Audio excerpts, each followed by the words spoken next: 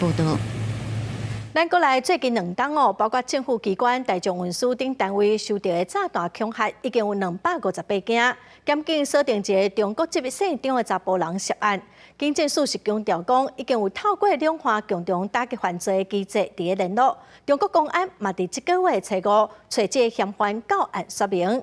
国立台湾图书馆伫昨日的半暝又搁第3届收到炸弹恐吓。辖区的员警搁再出动加强巡逻守望，因为国立台湾图书馆8天内3遍收到恐吓批，这封邮件23寄出来，无写名，敢若讲安装8粒遥控炸弹，会伫今仔日下晡2点引爆。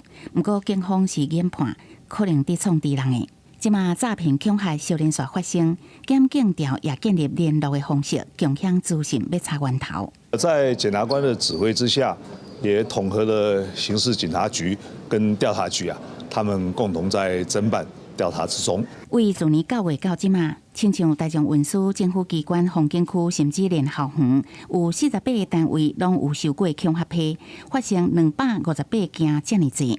不过，执法机关明明锁定中国籍姓张的查甫人就是嫌疑人，最近2年拢无动作，就互立委质疑两方共同打击机制失灵，想要抓人才无法度。那大陆方面呢，也都有在帮助我们，他们在5月5号把这个人找来。事实上，我们都有互动，都有联系。原本各机关拢讲嫌疑人就是伊，即马所改讲类似的炸弹恐吓，有可能嫌犯另外有别人，甚至引起模仿效应。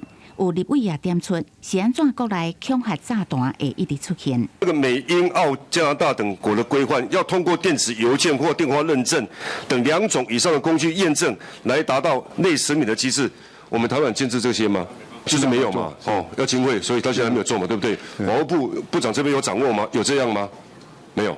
即马看英国、美国这国家拢有建立类似实名的制度，必须用电话这工具进行账户认证，避免无用真名伫网络做一寡不法的代志。各国拢想办法伫因应，台湾想要阻止，脚步嘛都要变较紧的。记者综合报道。